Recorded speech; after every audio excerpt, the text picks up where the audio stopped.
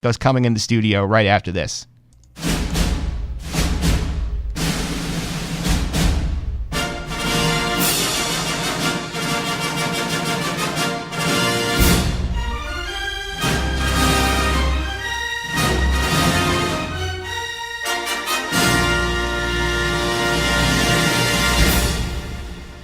All right, we are back here on the 100th episode of the Just End the Suffering podcast. We're going to wrap up a little pop culture fun and bring in the most popular guest in the history of this program, the great John Stanko. John, welcome. How are you? That's very high praise. I appreciate that. Happy to be here. Hey, I do not lie. I get the most requests ever of when is John Stanko coming back on the podcast.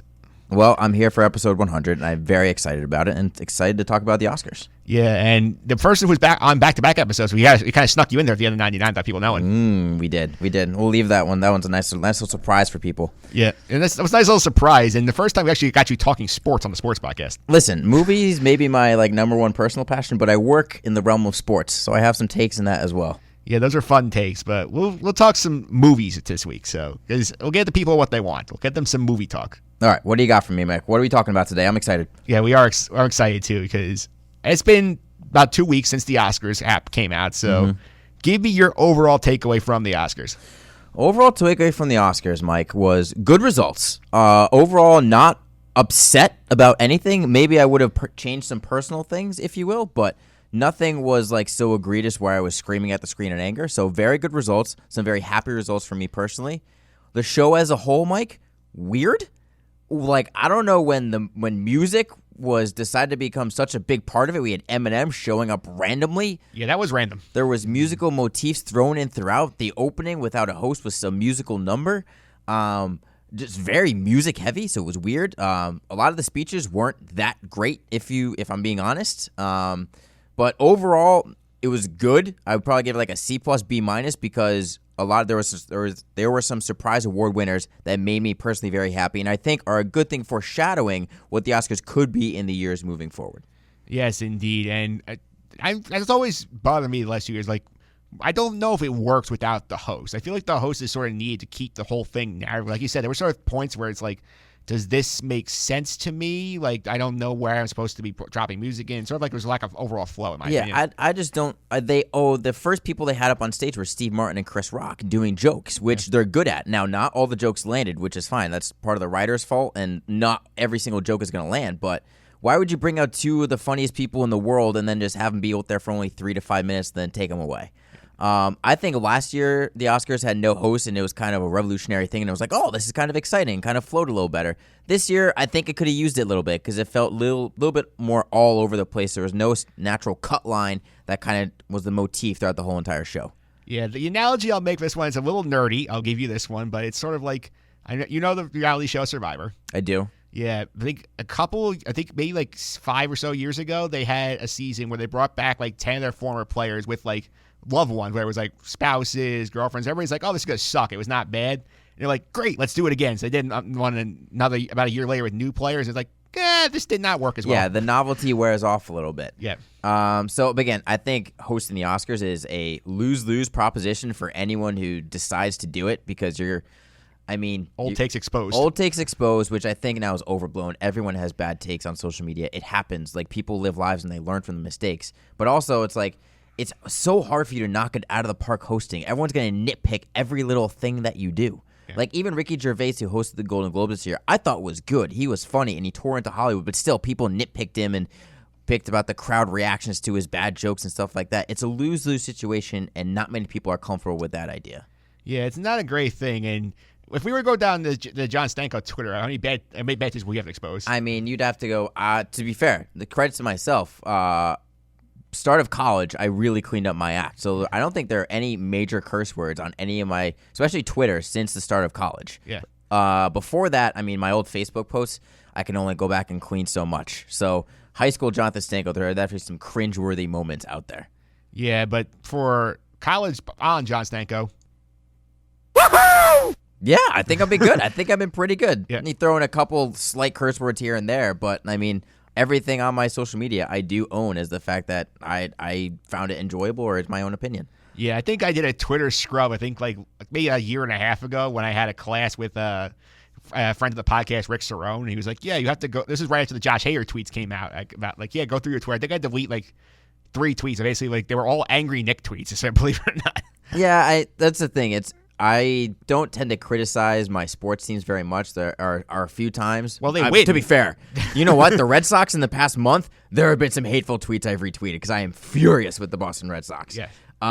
But it's hard to critique a sports athlete when they're doing something that you literally cannot do physically. Like, how'd you miss that layup?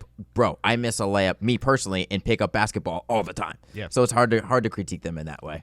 Yeah, I feel like there's most of the coaches getting criticized, like, oh, like, you took the pitcher out too early, and the guy was relieving game a home run, or like, why'd you call that play? It got picked off. It's like, it was very results oriented. Yeah, it is results oriented, but there's a reason that they're in that position. Yeah. And guess what? I'm here talking into a microphone, and those coaches are out there on the sidelines or in the dugout. So That's what they get paid the big bucks for. exactly. Yeah, we don't get paid the big bucks. No, it's hard to grade. It's hard to grade them when you can only grade them against yourself, not against the other coaches, because you're just not in the industry. Yes, let's go back to the movie industry for a minute here. I mean, Smooth segue. Yes, I have gotten better at this over 100 episodes. Yeah, let's talk about like I followed your Twitter during the Oscars. I was like working, so couldn't watch it live, but like you were very entertaining, very informative, and when Parasite won the Best Director and the Best Picture, your mind exploded. I went ballistic. I woke my parents up. I was at my parents' house for the show, and I went absolutely crazy. I was so happy. And I think what was honestly most exciting and most cheery for me with the result is not only did the Best Picture win, but also that the people in attendance in the actual arena, in the actual ballroom, if you will, they were excited for the result. Yeah. They didn't want the microphone to go down on the final award speech. They literally, Tom Hanks and everyone was cheering for them to raise it back up and let them continue speaking. Yeah. So it's like people were excited to see Parasite win. They were excited for Bong Joon-ho. And to see a foreign film win like this, and I think Bong Joon-ho put it best in one of his award speeches he gave previously in the award year was, once you get over that 1-inch fear of subtitles, there are so many great movies out there. And that's 100% true. And I think this is the start of a trend where we're seeing more original filmmakers and maybe the Oscars breaking away from their classic drama, wartime loving of giving the best picture to a movie like that. And this is a truly original idea, was truly a fantastic movie, and so happy for it. And the personality of Bong Joon-ho shone throughout the entire night. Yeah, and that movie has gotten such a huge tick in the theaters after it won. I mean, I've seen reports, people's like, oh, I saw the first time there was 5 people in the theater, now it's full. Yeah, that's the thing. Like I've had friends who'd be like, Stanko, should I see Parasite? And the answer is always yes. I've been pushing it since I saw the movie when it was first in theaters. Like, everyone needs to see this movie because they ask you, like, people ask me, what's it about? And I'm like, dude, I honestly can't tell you. Like, I'll ruin the movie for you. It's so many different things, and basically, it's a social satire that mixes in thriller, horror, comedy, and drama all into one, and you just never know what to expect. And like, I watched it with somebody who she doesn't even like that movie. She doesn't even like movies very much, and she's never seen a foreign movie, and she's like, that was one of the best movies I've ever seen. Yeah. It's crossing all barriers in that way, and it's so powerful in that way. Everyone should see Parasite because it's literally once in a lifetime type of movie. Yeah, I mean, I'm definitely more open to like the subtitle thing than most people because I feel like the Lost fans especially are used to that because like you have the two of the main characters who like spoke Korean. And then when they did their flashbacks, they would actually talk in Korean on the screen. It would subtitle it. So like I've gotten exposed to that subliminally that way, which I think to me makes it more open. But for like your Joe Casual who like is used to big budget action movies, that's asking them to do a whole other activity in terms of like, you know, I just have to pay attention to the screen, actually see what's being said because I can't understand it just by listening. Yeah, I mean, for me, like, I put subtitles on everything now. Yep. I literally on everything. That started with probably season 2 or 3 of Game of Thrones when it was first started. Like, I need subtitles to remember these names, and now I put subtitles on literally everything that I watch, just in case I miss a little bit of brief dialogue or something like that. It's not always a thing I'm watching per se, but it's there in case you need a pickup of like, oh, little bit of dialogue there that I missed. Yeah. So next to what I want to get to, thoughts on the best actor going to Joaquin Phoenix for Joker.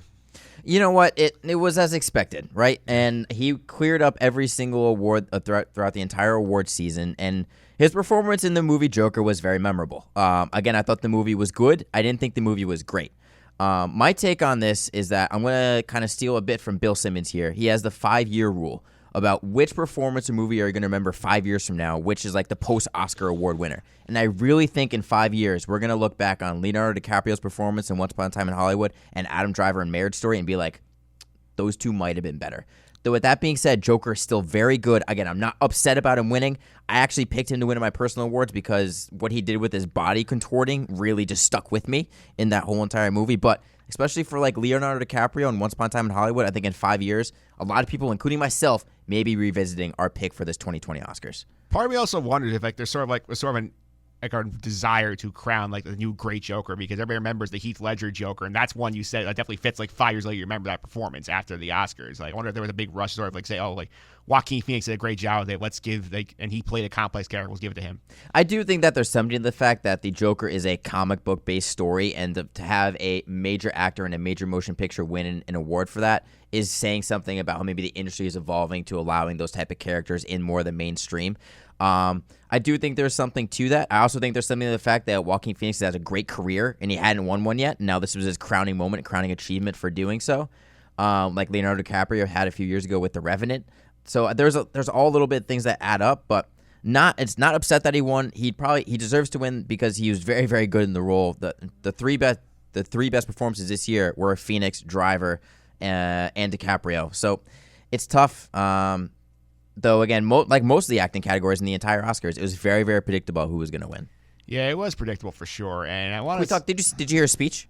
I did hear his speech. What happened? Like, the first half of his speech was, like, coherent. The second half was, like, are we shaming putting milk in coffee and, like, actually, like, enjoying? Like, what is happening? I don't understand it. Yeah, he went off the racks. Yeah, this was a perfect example of a good old... Yeah, it's one of those moments. It just went too long, and I think he lost his main point. And same with Renée Zellweger in her speech for Best Actress from Judy. She just kept on going and going, and it was like, all right, you need to start playing the music. Yeah, get them off the stage. Yeah.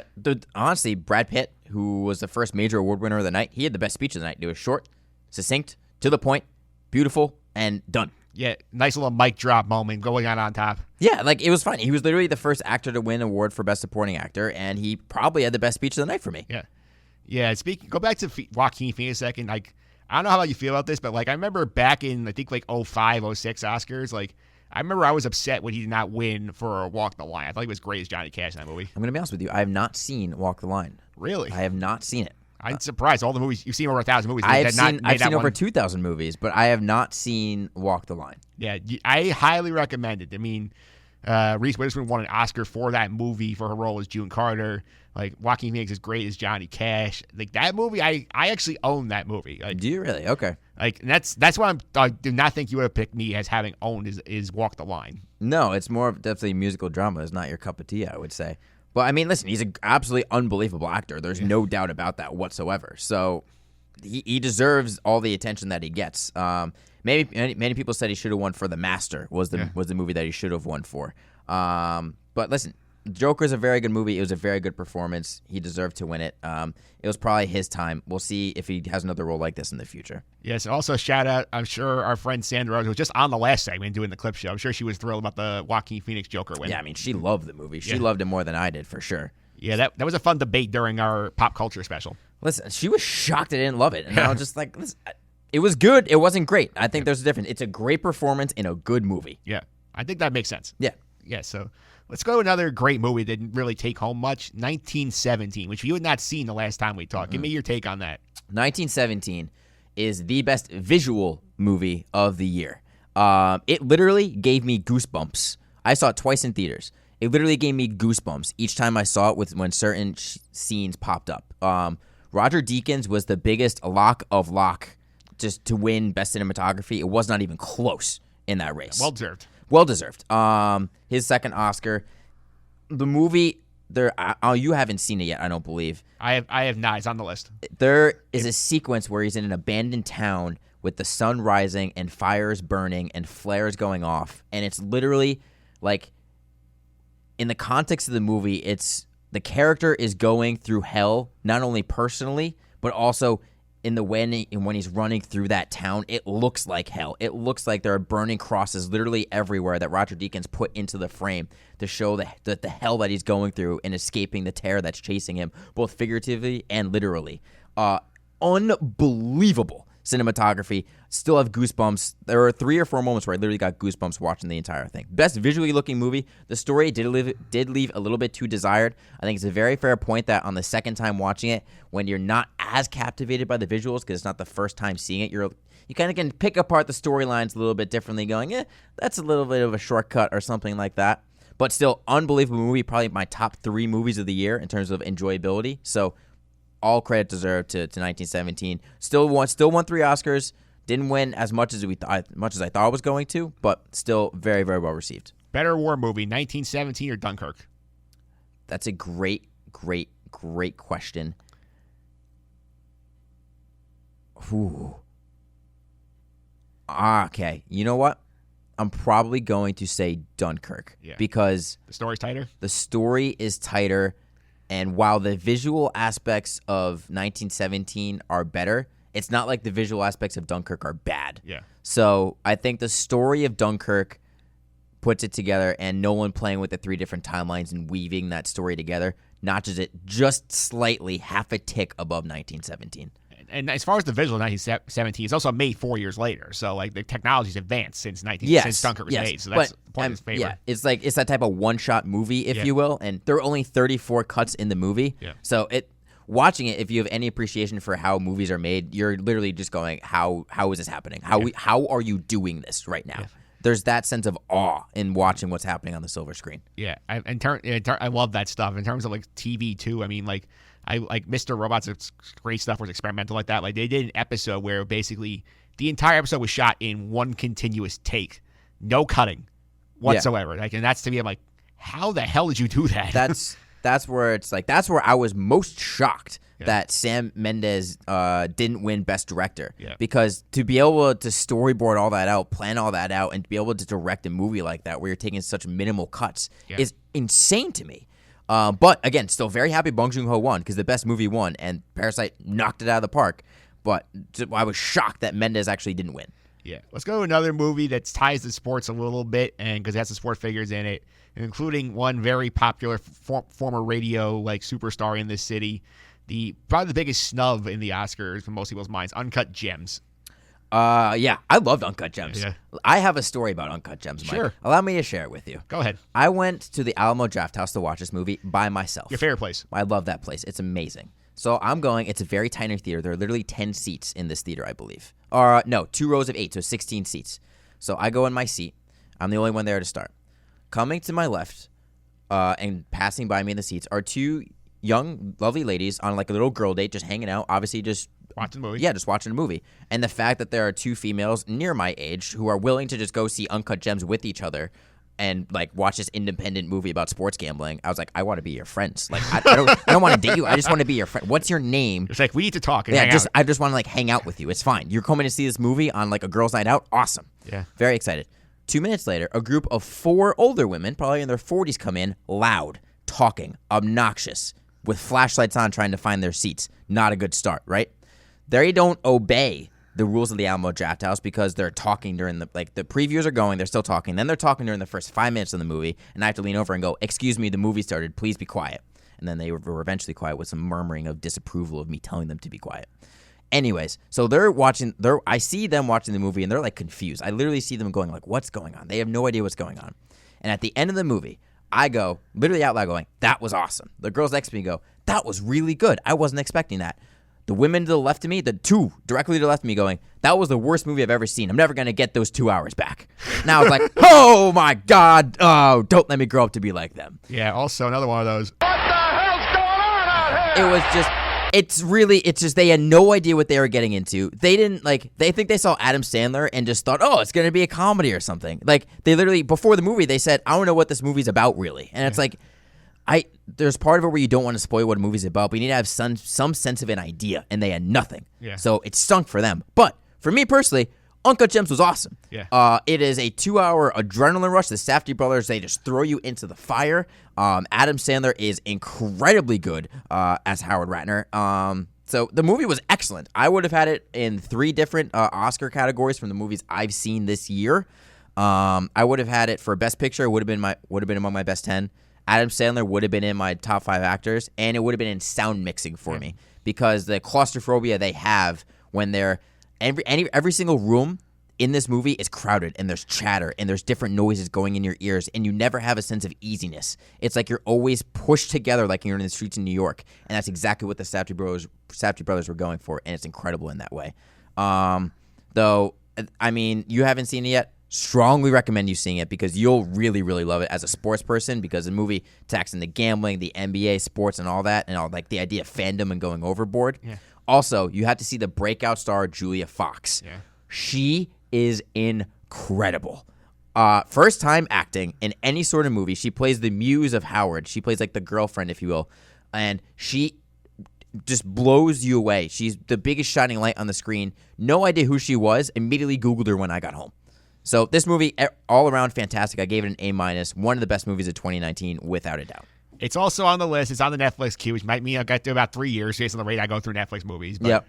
But two people I'll ask you about in that movie. Yep. How was Kevin Garnett? He was good. Yeah. He was very, very good. It's funny how many people they had in the idea of that role. They had Amari Stoudemire. They tossed around Joel Embiid was actually the most modern person they had. But Kevin Garnett, his intensity on the court definitely lent itself a bit to his role on screen, the way he's staring at the ruble and staring at the stone and gets entranced by it.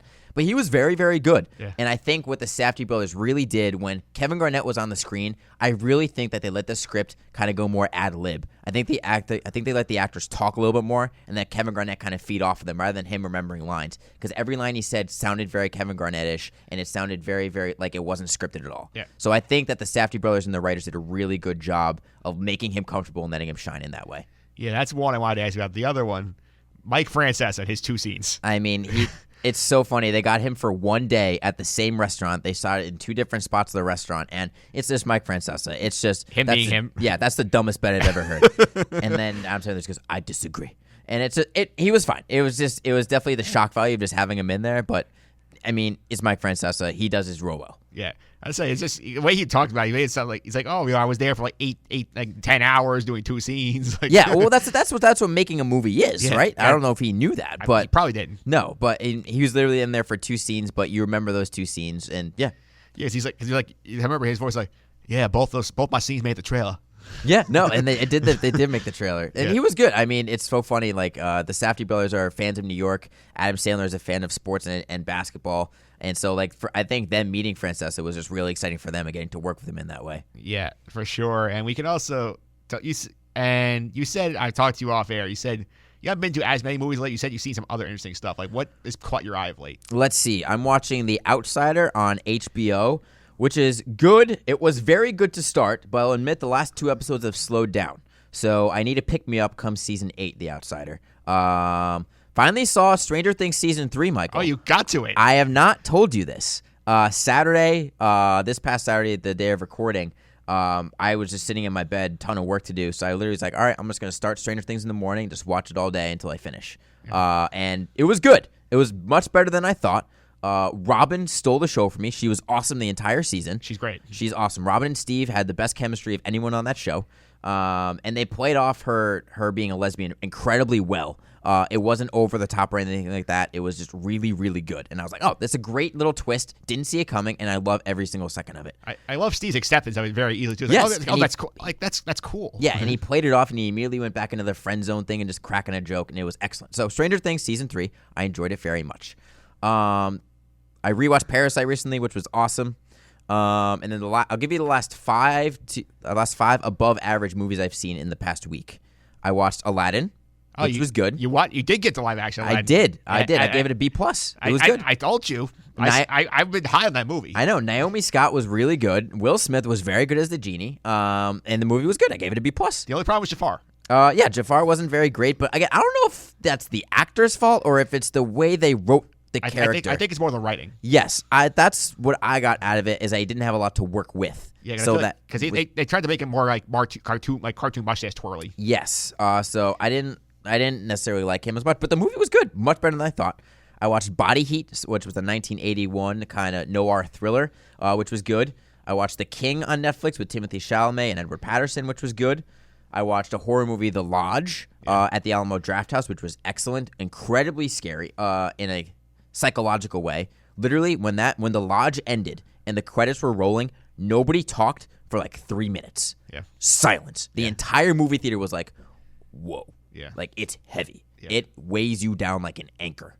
And then the fifth one I saw recently was a documentary on Netflix called Film Worker, which follows a very, very dedicated person in the movie industry who followed Stanley Kubrick for his entire career and basically rode his coattails. Not rode his coattails, but was his kind of... He's just like riding in his wake, basically. But, like, yeah, did everything for him. Worked 19 hours a day to make sure Stanley Kubrick had every film movie he wanted. Yeah. So it was just a very good movie documentary if you like watching movies about the movie industry, if you will. Yeah, that's fun. The Aladdin thing I'll point out, I will say, do you agree with my take now that the live action like trio this year was from 19 of Disney was the best? Well, they have put out 3 this year. They never put out more than 2 in a year, did they? Well, last year was Dumbo, Lion King, and that. Yeah, I haven't seen Dumbo because I just have no desire to see Dumbo. But I still think my take of it being better than Lion King stands.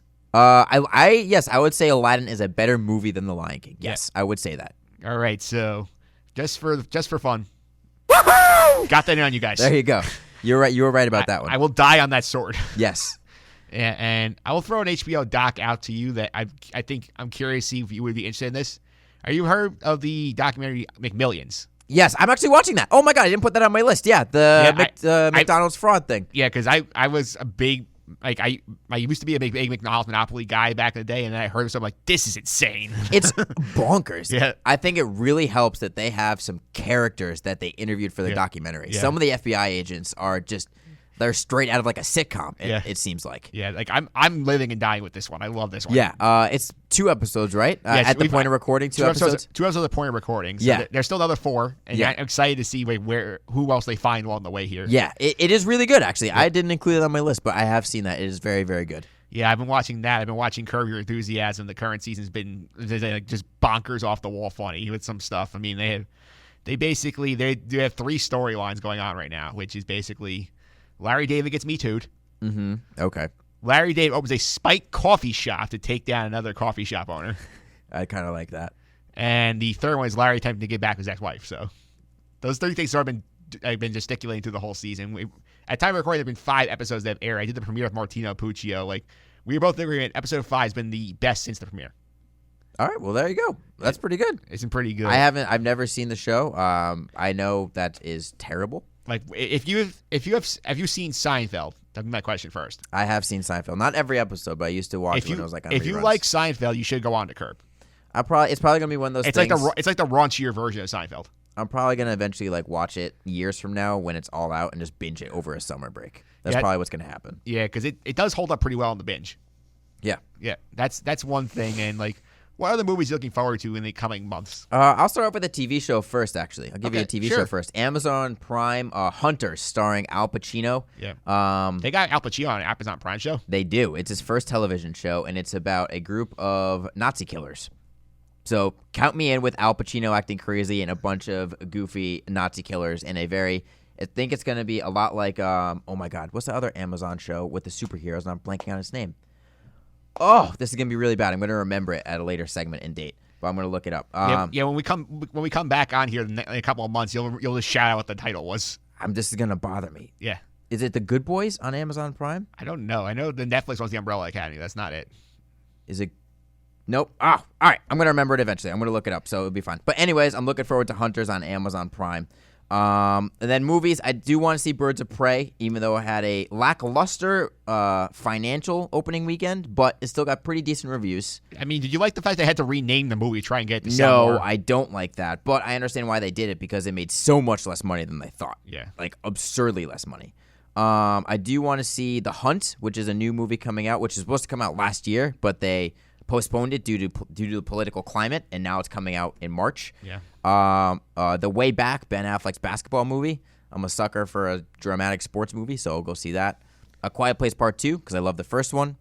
And the last one coming out in March I'm really excited for is a new A24 adventure called St. Maud. Yeah. Those are the 5 I'm most looking forward to. Yeah, obviously down the line, Tenet.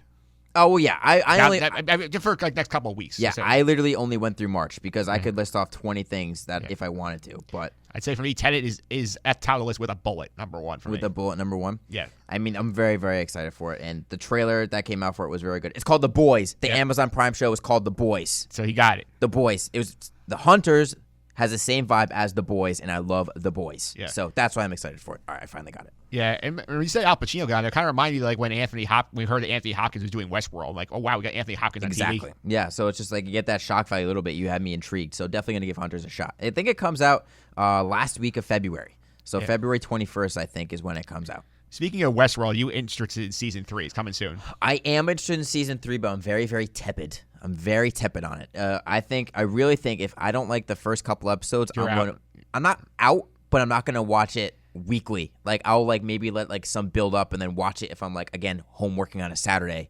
I'll just throw it on. Yeah, you might like let like 3 build up in a row. So you know what, I'll just watch 3 in a row and see what happens. It used to be a sit down and watch it on Sunday night or early Monday to make sure I'm like up to date. Yeah. But if the first 2 episodes aren't good, I'm gonna take the more deliberate approach. Yeah, I'm intrigued by it. I will stick. I'll ride it out. I'm gonna see what happens with them because I believe in Nolan and Lisa Joy on that and their showrunners. I think they know they got off the track a little bit in season 2. I think they'll get back on. Right. They took the extra year off.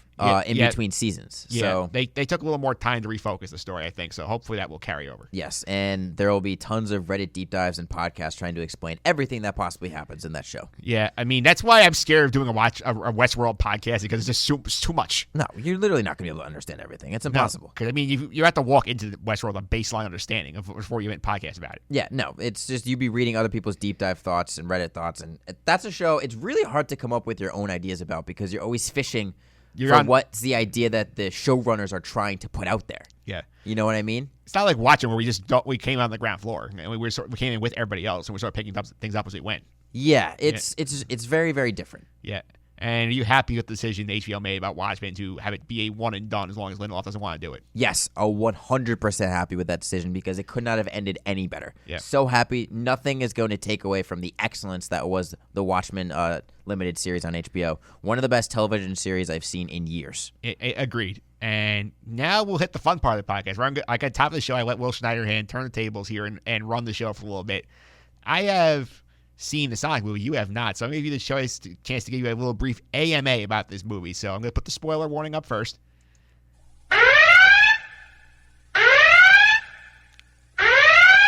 We were recording this after the opening weekend when surprisingly it led the box office. It did. Over everything. $70 million in box office. And I saw the figure. I was floored. I'm like, what? Yeah.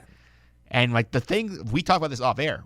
When I saw you on Friday when it came out. I'm like, this is actually in the 60s on Rotten Tomatoes. And I've been dunking on this movie in the podcast about like 6 months.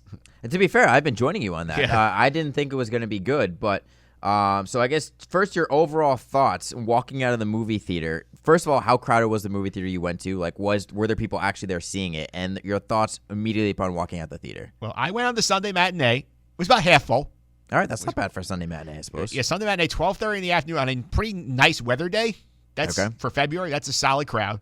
There's a good mix of kids, and I walked in with very, very, very low expectations. I'm like, okay, like I hope it might be better because I'm a Sonic fan. Mm-hmm. I played all the games as a kid, and like I walked out of there. I'm like, you know what? This was actually fun. I did enjoy this quite a bit. All right, well, that's pretty good. And so then the best question is, this is a movie that kind of took. It was one of the first movies that took audience feedback to heart and made changes, like especially the visual effects side of it. Did you notice those changes as the movie went along, seeing like, oh, they definitely made the improvements here? Yes, because like the big problem they had was that when the first trailer came out, like Sonic looked nothing like the video game version, and it was like just an abhorrent freak show. They did the right thing to go back in. I think it unintentionally helped them because it took them out of a very competitive November movie slot. It stuck them in middle of February. There was nothing really going on, so they actually had a chance to spread their wings a little bit and shine. Yeah, so speaking of spreading wings, this seems like a movie where Jim Carrey can spread his arms and just kind of go full comedy, crazy voice, crazy acting sort of thing. Did he take full advantage of that? Oh, my God, yes. He went over the top? Vintage Jim Carrey, even with the physical comedy coming back into the fold. Like, there is one sequence where, like, he's like busy doing his like bad guy plotting. He's basically hamming it up. He's doing full on like movements, dancing, all the crazy stuff. I'm like, this is the Jim Carrey I remember from like when I was a kid. Like the Ace Ventura type of days where just everything was over the top. Completely over the top, and it was just like so like perfect. I mean, he got better as the movie went on. All right, so that is good. Yeah. And then so my last one for you is, where does it rank amongst the recent video game kind of adaptation movies that have come out in the past couple years. Well, the video game adaptation movie is a very low bar to clear, as you are well aware. Very true. I put it ahead of Detective Pikachu. Really? Yes. Okay. Because Detective Pikachu's story was a bit weird at points, and this movie, the story was good. Like, they gave you, like, you did not need to be a Sonic fan to go into this and like it. Like, they gave you plenty of Easter eggs if you're like a longtime fan, like I am. Like, there's plenty of like visual like things that you don't need to know to enjoy the movie. They did the scene like they got his humor perfectly great. The pairing with him and James Marsden as the main character was actually great. There is one great sequence where they actually get into like a full-out brawl in a dive bar. It's actually hysterical. Okay. And they actually do make good use of you as an X-Men guy. Yes. You remember the Quicksilver like slow-mo? Yeah, the slow-mo, yeah. They do 2 of those with Sonic in the movie, and they work great. Okay. All right, that intrigues me because that was arguably the best part of the newest X-Men movie franchise. Yeah, one of the guys like in terms of this, like one of the sequence in the dive bar is one of the slow-mo sequences, and it's like fantastic. It takes like a solid 2-3 minutes, them like just causing mayhem while everybody else is in slow-mo. Is the movie self-aware of what it is? Yes. Okay, so it doesn't take itself too seriously it's or like, something like that. Yeah, it does take itself seriously. Like, the Marvel points where the characters are kind of like, like, what are we doing here? We're talking to an alien hedgehog. Yeah, okay. As long as the movie is self-aware, that automatically boosts up a little bit if it doesn't take itself too seriously. Yeah. I've heard that Jim Carrey is very good in it. I've heard great. he's not like award-winning worthy good, but like just very, very entertaining for the part that he plays. Yes. My only worry about it is story related. How do you make a movie story out of the Sonic video games? That is the only thing. That's the only major concern I have left of it now. After everyone's saying it's decent, I'm just not sure I'm going to be able to buy into a storyline like that. Yeah, well, basically the premise is like basically he starts off like in this alien world. Like he's like as a kid, he gets like sent to Earth basically for some reason, and then like he has to live in isolation on Earth. So like, 'cause a lot of it's like, oh, like I'm by myself. I'm sort of like not. He's like sort of his quest to like find like friendship and like find acceptance in this world. That's why we get the great like odd pairing of like. There's a great bit for like a solid part of the movie because James Marsden's character is a cop. Like, he doesn't know his name for a little bit, so he just starts calling him Donut Lord for the first half of the movie.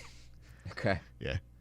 All right. Well, listen, I'm probably going to eventually see it. I don't know if it's going to be in theaters or on streaming. You can get away with it the stream. You don't need to go see theaters. Don't need to go see it in theaters. But it's fun. That's the best. If it's fun, that's good. It's right? fun. That as long as it clears that bar, it's like, okay, it's not like so abhorrently bad where it's not even fun anymore. Yeah. So that's actually a very bringing endorsement that it's just fun. The time will pass well, and you're not wasting time watching. Yeah, it's a crisp 90 minutes. You get in and out, which is nice. That's good. It's not too long. Excellent. I love that. And it's like Sonic itself. It's like the one thing you need to go going is that he's fast, and they make good use of the speed throughout the movie. All right. Well, listen, I'm going to check it out. So I'm glad you were able to check it out this weekend. I know you're looking forward to it. Yeah, I was like, I've been dunking on it. I was like, I had to get the opportunity to like win me over. You were looking forward to it.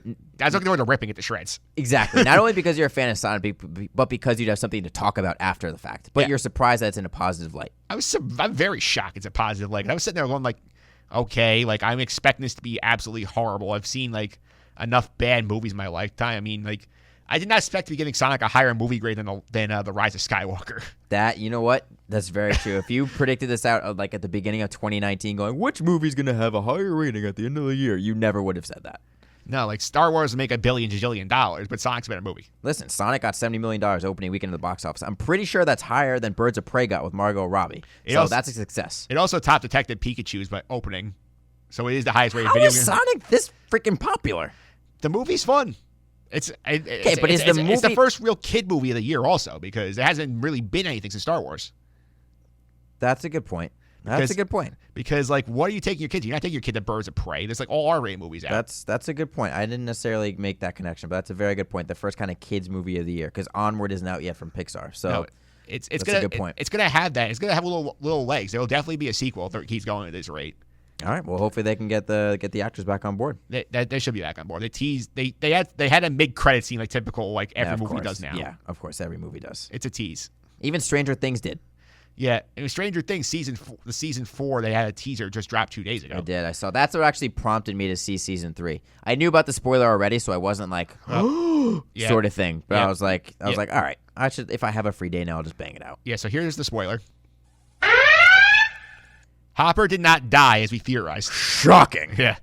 I predicted at the time with Pete when we talked about the season, like, yeah, he probably just hopped in the portal and ended up in Russia somehow. I'm going to be honest, I don't like it, personally, because it takes away from the stakes. What made season 3 so good is that they actually added in some stakes. Like, people died, people got hurt, emotions got hurt, and I was like, oh my God, like, real things are happening to these kids now, and it's actually, like, having an impact. Yeah.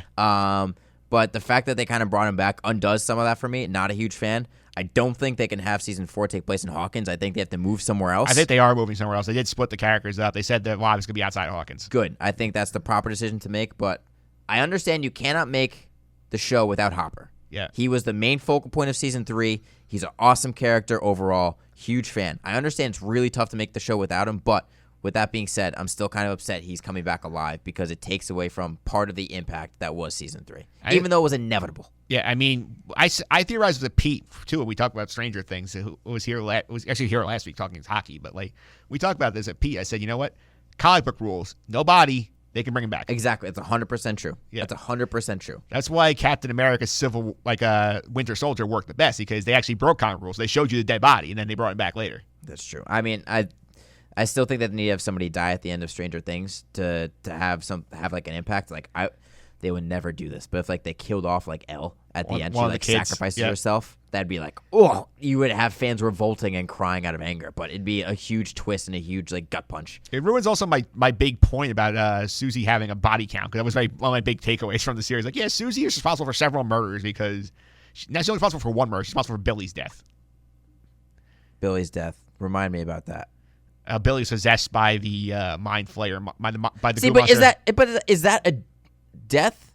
Is that Susie's death, like, strictly? Well, because Susie waited to give Dustin the password because she was mad at him instead of giving it to him right away. That delay causes Hopper not be able to push the button on time, getting knocked out by the Russian. So that sets the whole end of the thing up because it's not 3 minutes. They turn the keys. All right. I get you. Okay.